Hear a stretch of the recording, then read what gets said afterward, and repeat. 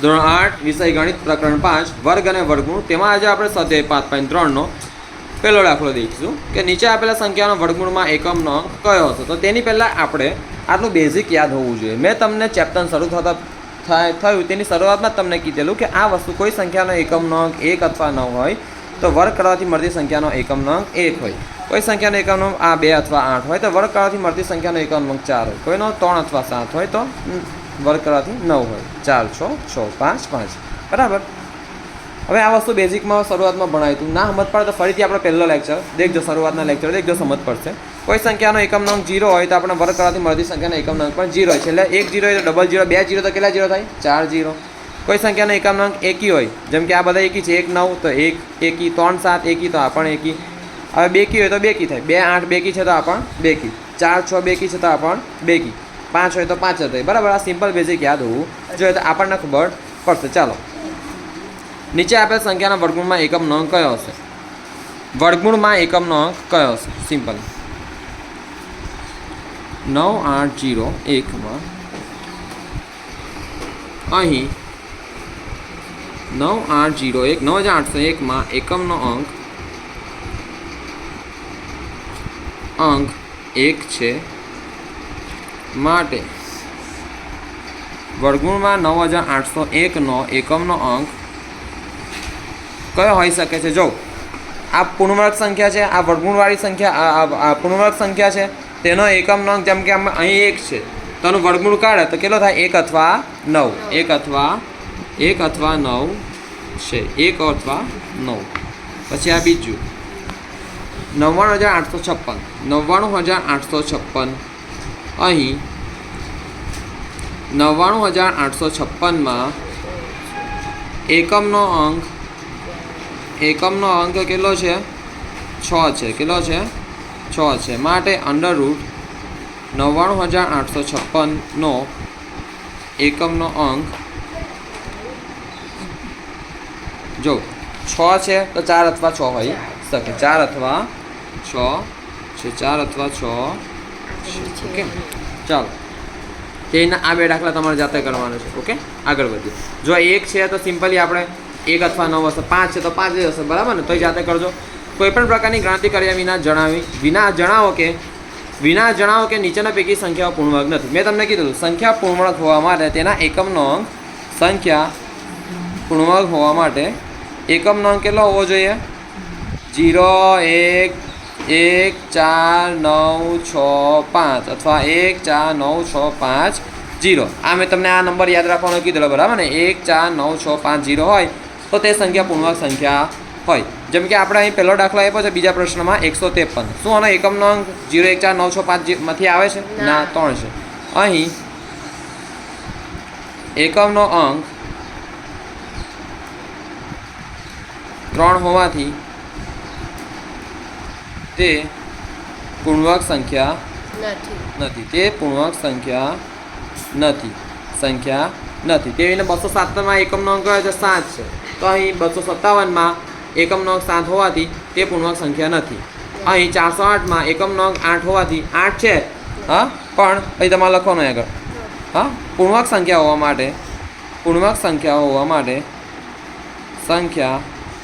હોવા માટે તેનો એકમનો અંક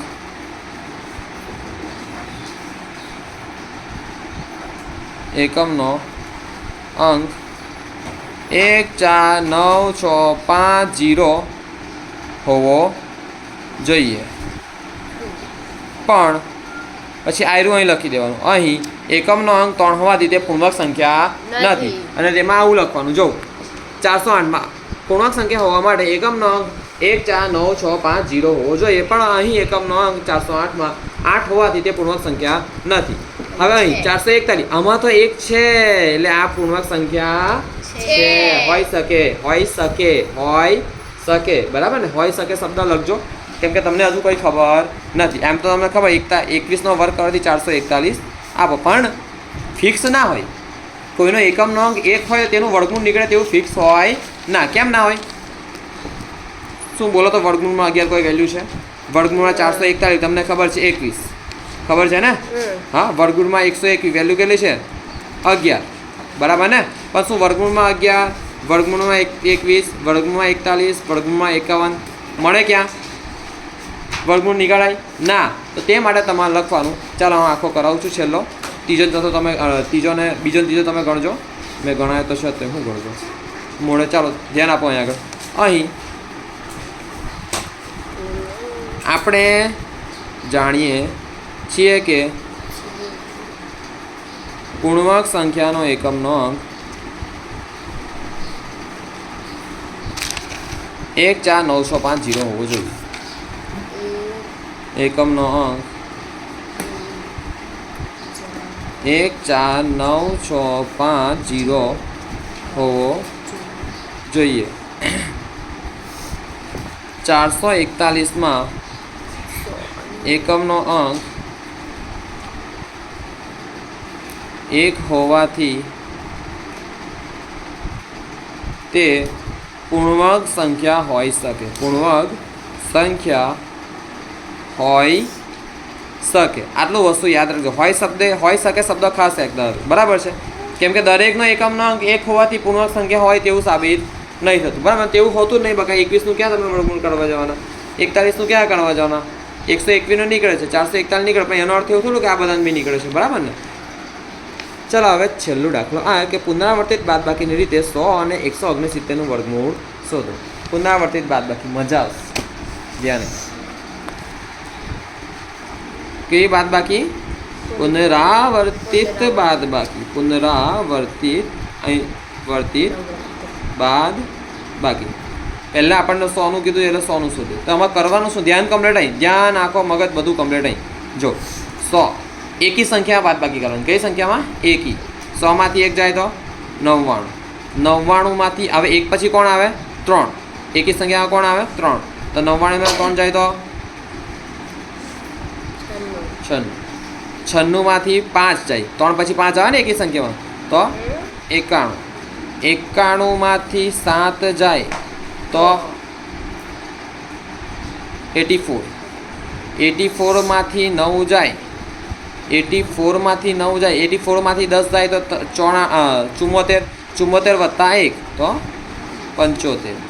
75માંથી 11 જાય તો 65 ને 1 64. 64માંથી 13 જાય તો 51 છે ને. 51માંથી 15 જાય તો 35. 35 ને 1 36. 36માંથી 17 જાય તો 17 દૂ 34 ને 2 કેટલા થાય? 19. કેટલા? 19. 19માંથી હવે એની આગળ 19 આવશે છે ને. 17 પછી 19. 19માંથી 19 જાય તો 0. હવે તમારે ગણવાનું 1 2 3 4 5 6 7 8 9 10. આ પુનરાવર્તિત બાદબાકી છે. પરીક્ષામાં પૂછાશે. ચાલો માટે ચાલો અહીં વર્ગમૂળમાં 100 બરાબર વર્ગમૂળ કેટલા થાય? 10 થાય. બરાબર ને? હા પેઢી. એ બીજો દાખલો. આમાંથી આપણે 1 જાય તો કેટલા વધે? 168. 168માંથી 3 જાય તો 165. 165માંથી 5 જાય તો 160. 160માંથી 7 જાય તો 153. 153માંથી 8 જાય 145. 145માંથી 1 મિનિટ 8 નહીં બકા 7 પછી 9 આવશે. My mistake. 7 પછી 9 આવશે. 7 પછી 9 આવશે. જો એકી સંખ્યા લેવાની છે. બરાબર? 153માંથી 9 જાય. 153માંથી 9 જાય તો સિમ્પલી વધશે 144. 144 બરાબર છે.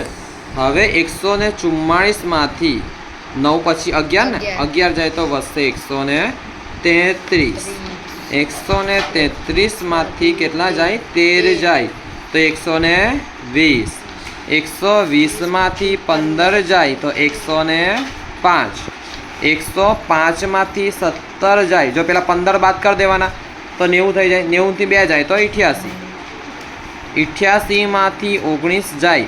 જો 88માંથી 18 જાય તો કેટલા વધે? હા 80 ને 70. 70માંથી 1 જાય તો 69.